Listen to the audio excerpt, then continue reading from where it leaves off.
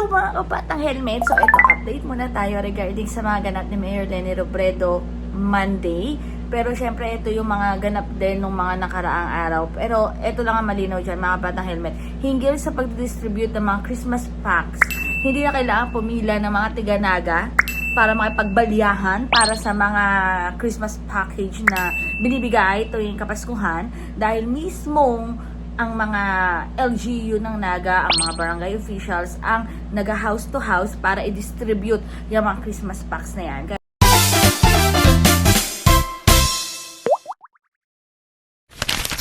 Kaya talagang iba talaga ang pamumuno ni Mayor Leni Robredo dahil napaka-organized, systematic, and eto pa, kung hindi kayo makakatanggap ng mga Christmas packs, huwag kayo mag-alala kasi pangmalakasan na magkakaroon nga sila ng emergency na pag-purchase para naman dun sa mga households na hindi nakatanggap dahil nga wala pa dun sa listahan. Pero ayun nga mga batang helmet, talagang iba talaga ang Pasko kapag hindi corrupt ang mga public officials. Iba talaga ang Pasko kapag may transparency and accountability. Eh, iba talaga ang Pasko kapag may pagmamahal na pagbibigayan. Eh, alam mo yun, talagang positivity lang. Unlike sa ibang mga nag-Christmas party dyan na may black and white na.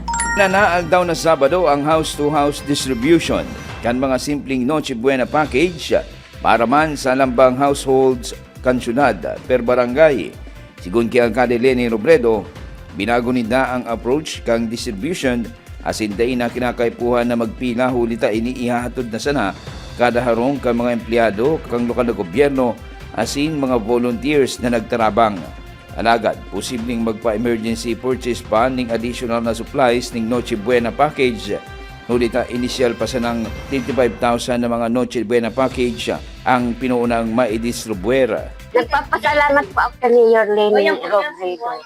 Salamat pong marami. Salamat po dahil na kami mapila, kita o nagbili sa amuyang araw. Mas maray po ang alungo niyan. Taday na po kami magpaparapila sa luwasan. Kaya mahabol kang mga lista-lista dahil lang po sa naging house-to-house order po. Dako lang pasasalamat ko po kay Madam Leni na arog na po kanyang nangyaring mag-ano ngunyan sa ngunyan na maabot ang Pasko. Si Paskuhan tangon yan, primero mas gulpi siya. Si Naitao last year 51,700. Ngunyan na may initial kitang prepare na 55,000 pero mukhang makulang. So baka mag-emergency purchase kita para duman sa kulang. Dugang pa kang alkalde sa paagining pagharong-harong kung saan pinagbasihan ang CBMS data na pinagtaok ang Philippine Statistic Authority na record sa pagdistribuer per household. Alagad aminado na daipa inigabos na nakabali sa lista. Ini ang kabuotan kang alkalde na makuha ang bilog na profile ng gabos na data kang mga residente sa syudad para man sa pagpaplano asin mga masunod pa mga programa para sa gabos na naginyo. Saro sa mga gusto tang ma-achieve, makuha na si profile kang gabos na household sa Naga. Mayo kayan, mayo existing na aro kayan. So pigbasehan ta si CBMS data kang Philippine Statistics Authority nakaka-turnover lang sa to. Pero sina-find out ta kadakol ang mayo duman. Ang ina-anticipate ta na gulping mayo dahil ang sabi kang CBMS 90% lang ito kang total population. Pero ngunyan, it seems na bako siyang 90%. Dahil kadakol talaga anday nalaog. Dakulang implication ini sa satoyang population.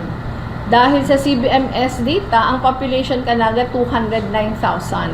So kung kadakol anday nakalista, gustong sabihon, more than 209,000. Ang implication kani ini ang basehan kang NTA, kang National Tax Allocation. So baka mas gulpi ang satuyang population. Ang plano ta after kaning mag-profiling isusurat ta sa Philippine Statistics Authority para makorek ninda. Inasigurar man kang alkalde na ang mga nalihisan asin mga dainataonan pa ning Noche Buena package pinalista na sa mga barangay officials para man mabalikan. Siring man ang mga harong na daining nagresibe kinakaipuhan balikan manggiraray para mapairesibe ini sa mga residente o sa benepisyaryo. Sa mga inagihan ang barangay ninda, pero dahil sila nakabali, dahil po maghadita igong second round. Ang gusto lang sabihon kung dahil ka mo nakabali sa first round, mayo ka mo sa data kang CBMS.